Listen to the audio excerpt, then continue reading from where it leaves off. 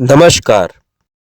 किसान भाइयों के लिए एक वर्कशॉप आयोजित की गई थी बसेड़ी, धौलपुर, राजस्थान में, जिसमें किसान भाइयों को ये बताना था कि वो क्या फसल उगाएं जो उनको ज़्यादा मुनाफा दे और उसकी मार्केटिंग कैसे करें। उसी के कुछ अंश हम आपको यहाँ पर दिखा रहे हैं। आपको हमारे चैनल पर ऑयस्टर मशरूम को उगाने से लेकर बेचने तक सारी जानकारी मिलती रहेगी। इसीलिए अगर आपने हमारा चैनल सब्सक्राइब नहीं किया है तो हमारे चैनल को सब्सक्राइब करें और बेल आइकन को प्रेस करें लेटेस्ट अपडेट्स के लिए। आज का वीडियो काफ़ी लंबा होने वाला है। आपके पास जब टाइम हो तभी इसको देखिएगा। इसमें इंफॉर्मेशन आपको बहुत अच्छी मिलेगी।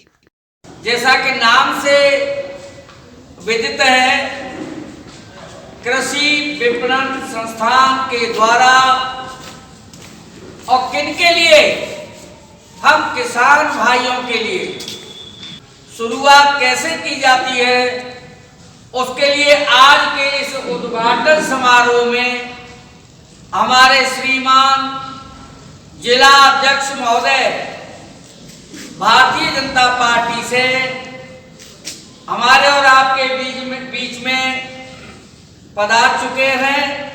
हमारे दोनों ट्रेनर मास्टर जी ये भी हमारे और आपके बीच में विराजमान हैं। ओम वो धूप दीप देव रूप स्वयं कर्म साक्षी है विकृत यावत कर्म समाप्त तावत तो सुस्तरो। मेरा नाम उदित अरोड़ा है, मैं जयपुर से आया हूँ और हम लोग जयपुर में ऑयस्टर मशरूम उगाते हैं। सबसे बड़ी बात ऑयस्टर मशरूम की ये होती है कि लागत भी कम होती है इसमें और जगह भी कम लगती है उसमें, पर वो कमरे में होती है। दूसरा चाहिए गेहूं का। आज जो सीख रहे हैं वो ऑयस्टर मशरूम है। अब इसका बीज कहाँ मिलेगा, ये कैसे पैदा की जाएगी, इसको पैदा करने के लिए क्या क्या चाहिए, तो ये अपनी डायरी तुमको जो दे रखी है उसमें मेंटेन करो, उसमें लिखो आज की तारीख डाल के कि मशरूम की खेती कैसे की जाती है, मशरूम किस काम आती है, मशरूम का वर्तमान में क्या भाव है, मशरूम को पैदा करने के बाद कहां बेचा जा सकता है। ये चीजें तभी तो हम करेंगे इस धंधे को, जब हमको ये नहीं पता होगा कि कैसे इसको उगाएंगे, क्या काम आवेगी। अब तो उतनी बड़ी मेहनत इसमें कुछ नहीं है, साहब ने बता दिया। एक तो टेम्परेचर मेंटेन करना है उस कमरे का, कि कितना जाके टेम्परेचर रखना है। अगर ज्यादा धूप पड़ रही है और टेम्परेचर चाहिए जाके लिखा है कितनों जी नोट करो डायरी में, 22 से 28 तक टेम्परेचर होना चाहिए। यानी कुल मिला के ये दिन बहुत अच्छे हैं इस खेती को करने के। टेम्परेचर नापने को एक यंत्र आता है, उसको उस कमरे में लगा दो पहले पर, उससे तो टेम्परेचर का पता चल जाएगा। दूसरा और क्या था साहब, ह्यूमिडिटी, यानी वहां की नमी, यानी कितना होना चाहिए नम्रता, नमी 80 से 85 होनी चाहिए। तो ये चीजें नोट करो। मैंने जब बैठे बैठे साहब के मुंह से सुनते सुनते इतना याद भी कर लिया। अब इसका करना क्या है कि सबसे पहले कैसे उगाई जाएगी, तो जाके ले चाहिए भूसो, ठीक है, और चाहिए वो पॉलीथिन थैली पन्नी की 14 बाई 24 की, तो बिल्कुल साइज होगा 14 बाई 22 या 24। अब प्रैक्टिकल में अभी तुमको फिल्म के तरीका से दिखाएंगे कि ये कैसे ये चीजें नोट तो कर लो। पॉलीथिन चाहिए, भूस चाहिए, एक ड्रम चाहिए, ड्रम में वो भूस जो क्या है गीलो रखो जाएगा कितने घंटे तक, 18 घंटे। कितने, 18। शाबाश, ये तो हमारे भैया आप कैमरा वाले ने याद कर लो, पर तुमने देखो को जवाब नहीं निकलो। 18 घंटे उस भूस को भिगो के रखना है। अब 18 घंटे पूरे हो जाए तो धूप चाहिए उसको, ऐसी जगह पे थोड़ा लिटाए दो, फैलाए दो, ताकि बाकी जो पानी है ना वो में जो दबा के देखो नीचे टपका नहीं लगे, निचुड़े नहीं, सिर्फ हाथ की हो जाए। उस स्थिति में फिर बामे थे वे पन्नी में भरो 2-2 इंची का लेयर, यानी 2 इंची की मोटाई में। लेयर कहते हैं 2 इंची की मोटाई से वो पन्नी में नीचे से बताया कि बांध देंगे तो गुब्बारों टाइप को है जाएगी पन्नी, उसमें रखनी है। उसके किनारे किनारे से जो बीज है ताकि मशरूम पैदा होगी वो शाम के यहाँ से उपलब्ध हो जाएगी, जयपुर से भेजेंगे जी, और उसको किनारे किनारे उसको डालना है। उसके ऊपर एक परत है गई, फिर दोबारा दूसरी परत लगानी है बाबा कोई उसकी खासा जी बोले, हाँ ऐसे ही है, दूसरी परत लगानी है। उसके बाद फिर वही बीज डालना होगा, किनारे किनारे कभी बीच में डाल दो। इस प्रकार से कम 4-5 परत लगा सकते हैं एक पॉलीथिन में, ठीक है ना, हो गई। अब इस तरीके से आप लोग चुपचाप बैठे सीखोगे नहीं, सुनोगे नहीं तो या खेती कैसे करोगे। मैं कह रहा हूं ये फॉर्मेलिटी का काम नहीं है। अगर इसे अब आमदनी देखो, इसको काम क्या आती है, आज की तारीख में मार्केट में 250-300 रुपए किलो है। जैसा मैंने सुना, मेरा एक बेटा ले आया, मैंने कि जी क्या लाए हो कि पापा मशरूम, अरे तो मैंने चेक मिल गई कि धौलपुर में क्या भाव मिला कि 250 रुपए, तो इसको बनाओगे कैसे।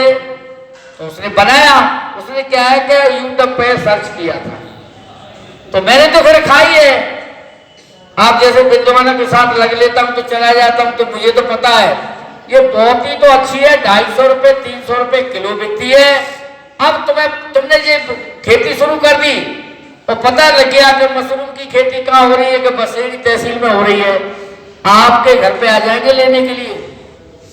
जब वो 250 बेच रहे हैं तो भाई 50-40 रुपए तो बंदी लेंगे कि नहीं लेंगे, और हम इसलिए दे देंगे कि धौलपुर बेच हुए जाएंगे तो वहां 100 रुपया तो किराए की बच रहेगी। नहीं, इसमें इनकम है, मैं बताता हूँ कैसे।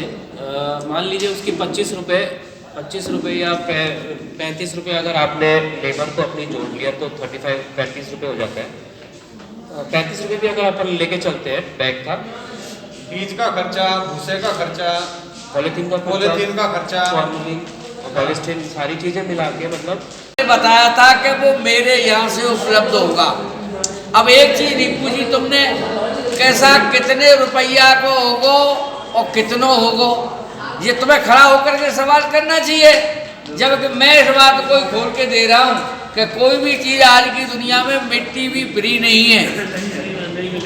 हम हो या तुम हो, चाहे गेहूं का बीज हो, सरसों का हो, चना का हो या किसी सब्जी का हो, बाजार से लाते हैं तो पैसा भी तो जरूरी है। अब तुमने कह दी कि हमते तो सर जी आए ट्रेनिंग में जो कहेंगे कि हमारे यहाँ मिलेगा तो फ्री में थोड़ी होगा। अगर फ्री में होगा तो ये बताएंगे, सुनो फ्री में होगा तो ये बताएंगे। अगर पैसा देना पड़ेगा कैसे आवेगो, हम जाके लेवे का तो जयपुर के काज जाए आवे में 1000 रुपये चाहिए। अब कोई तरीका और हथुआ का या धौलपुर आवे को, ये सारी बात अपन जानकारी ले जा पूछे बैठे। अब ये नहीं है कि इधर उधर हम गप्पा लड़ा रहे कहते हैं सीरो का, ऐसे नहीं है। एक मिनट भी बड़ी भारी है, वो निकल गई तो निकल गई। ये दोबारा ऐसे शिविर में ढूंढते हुए नहीं मिलेंगे। ये सिर्फ घर से बात करेंगे तब आरस नहीं करेंगे, पर एक व्यक्ति के लिए ये आ सकेंगे, इतना खर्चा कौन उठाएगा। ये सरकार की दम है। जब इनको वहाँ से बड़े मिन्नत के साथ भेजा गया है और ये इन्होंने हामी भरी है कि हाँ हम जाएंगे और वहाँ पहुँचेंगे और समझाएंगे किसान भाइयों को, वो ऐसे समय को अपन वैसे ही निकाल दें। तो इसलिए मेरा निवेदन है आप सबसे कि एक बात को एक बार नहीं समझ में आवे, 2 बार समझ में नहीं आवे, 10 बार पूछो, और 10 बार भी ये बताने से बिल्कुल परेशान नहीं है। अगर इनकी भाषा समझ में नहीं आ रही है तो उसकी मदद के लिए मैं तुम्हारे बीच का ही हूँ, बाहर का नहीं हूँ। तो मेरी भाषा से भाई तो समझ गए होंगे कि जी तो भैया हमारी है कोई। भाई बैठ जाओ, सुनो। एक प्रश्न हुआ है कि इसको उगाने के लिए इसका बीज कहाँ से मिलेगा। अब इस बात को सुनने में सर जी से निवेदन कर रहा हूँ, एक लाइन के सवाल है, आज बोलते जाएंगे। सर जी ये जो है ना,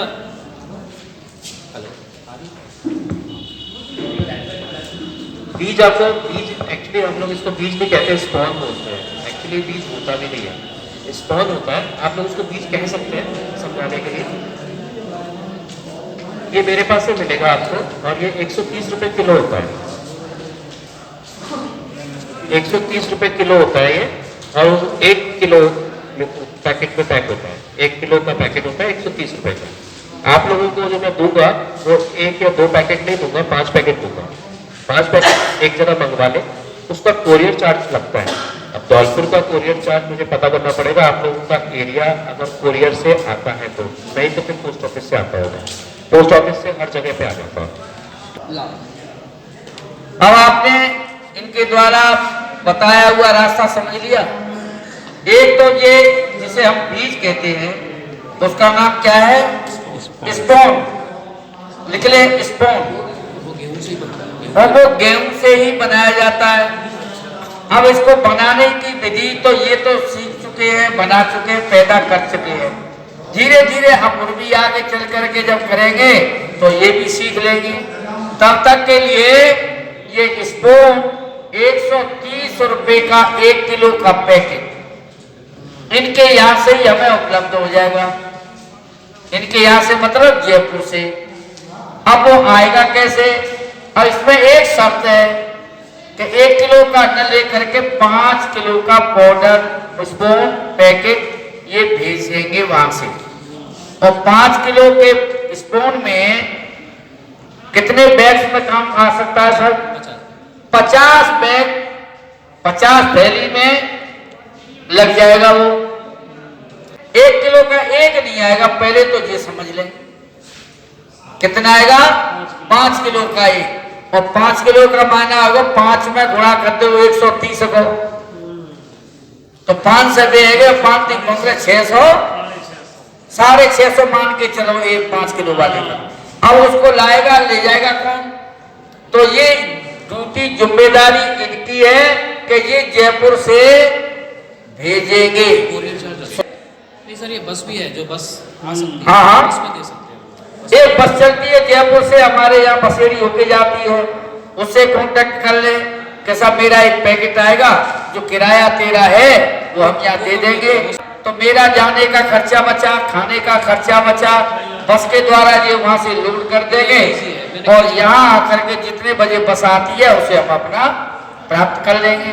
अब इसमें कोई समस्या नहीं। आगे बात समझ में?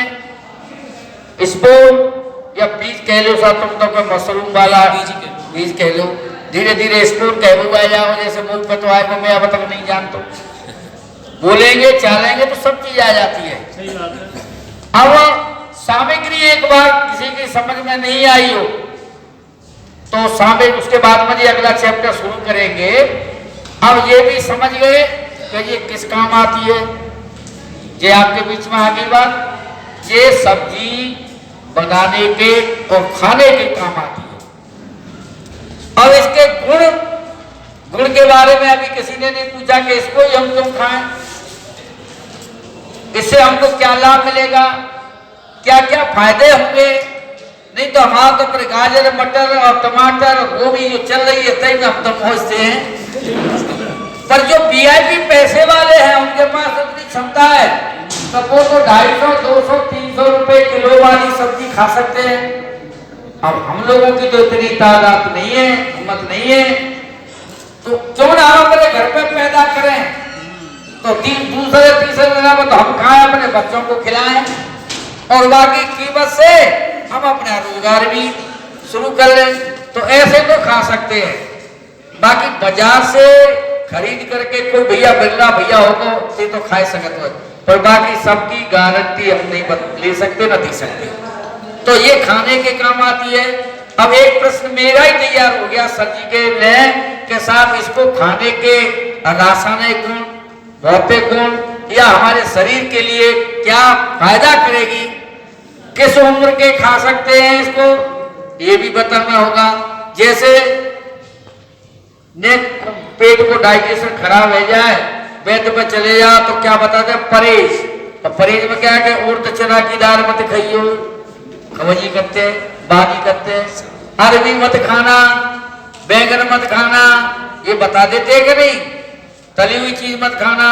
तो श्रीमान जी से निवेदन करूंगा कि इसके फायदे और नुकसान किस उम्र तक के खिलाए खा सकते हैं, और इसको खाने से क्या क्या हमको विशेष फायदे हैं, तो हम या खेती या करेंगे तभी लोग तो बिक रही है इतनी महंगी, नहीं तो खाए को बिकेगी। और एक पूरी भाषा में कह दूं मैं, ये भी समझ लो, इस प्रशिक्षण के लिए उदाहरण नहीं होगा कि शराब हम जो क्या है 500 रुपए की पी जाती है, बैठ जाए सोसाइटी में तो 500 रुपए तक की चिंता नहीं रखते, चाहे देसी पिए, और अगर इंग्लिश में बैठ गए तो, और फिर इंग्लिश पी के नहीं, फिर कहा ये बना रहे तो ला रहे देसी कोई पगवा लिया, फिर 50 वाली रेट पाया जाते।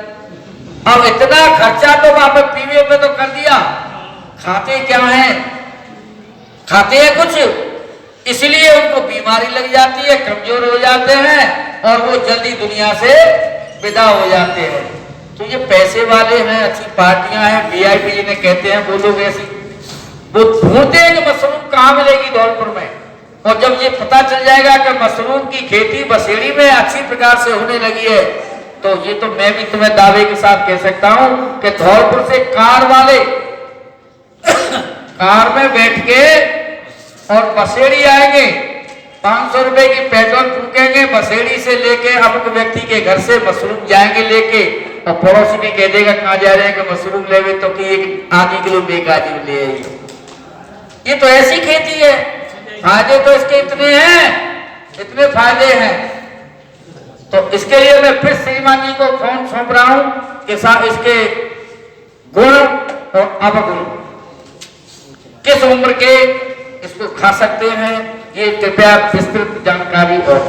अच्छा सर, जाके फसल जैसा वो है, बाद में कितने दिनों में फसल आएगी बताइए तो फिर सुन लो दोबारा। आपने पूछा कि ये फसल कितने दिन में आएगी। देखिए मैं ज़्यादा तेज बोल रहा हूँ या जल्दी बोल रहा हूँ, आप समझना, मैं आप ही को समझा रहा हूँ भाई साहब। आप समझो कि टेम्परेचर मतलब तापमान वो मीटर बताएगा, ठीक है ना, मीटर HTC कहलाता है, ठीक है ना, HTC, फिर से कह रहा हूँ HTC।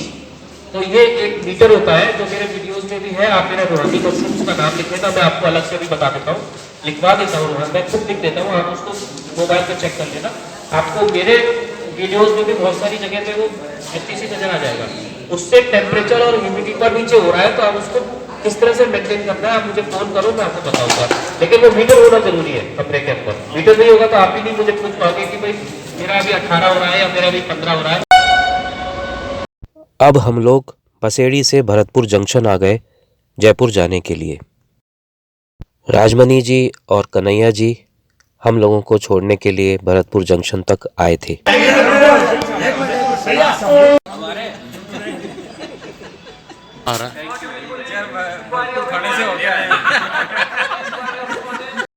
पुशेश जी को दिल्ली जाना है और कान सिंह जी और हमको जयपुर। मैं और कान सिंह जी जयपुर के लिए रवाना हो गए।